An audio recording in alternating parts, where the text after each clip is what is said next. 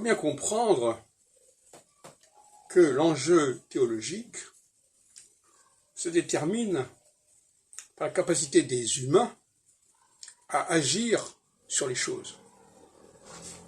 Par exemple, nous n'avons pas actuellement de capacité à transformer notre système solaire, pour ne pas parler de l'univers.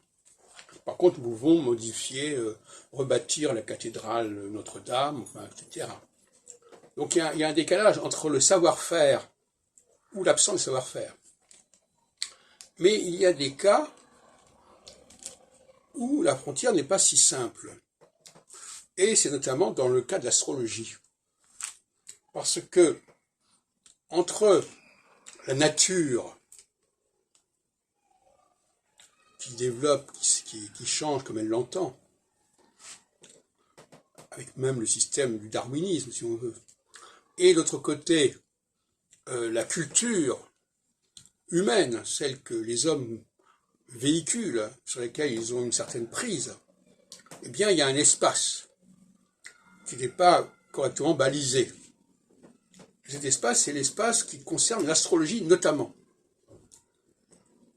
mais qui ne concerne pas, par exemple, les langues, qui ne concerne pas le droit, parce que les hommes sont capables d'élaborer des langues, de modifier les langues, de corriger, de réformer les langues, de réformer le droit. Ils ne s'en privent pas. La France a eu des constitutions, elle a changé son code civil, elle a fait évoluer son code civil. Sur ce point-là, elle a prise. Par contre, quand elle dit qu'elle veut mettre fin à la différence entre les hommes et les femmes, ça, c'est peut-être un peu au-dessus de ses forces. Et là, on arrive à un seuil qui est intéressant. Alors, donc, finalement, c'est ce que j'appelle le champ de la surnature. Il n'est ni celui de la nature, ni celui de la culture. Il a des caractéristiques qui sont communes à la culture et des caractéristiques qui sont communes à la nature.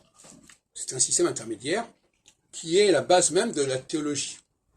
Pour moi, la théologie ne fait sens que par rapport à ce champ intermédiaire.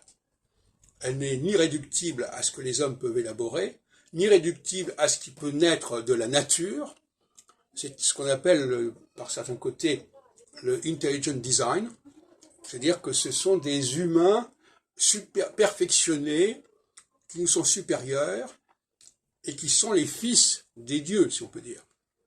C'est-à-dire qu'ils sont nés de cette nature, mais qui sont capables eux-mêmes d'être créateurs.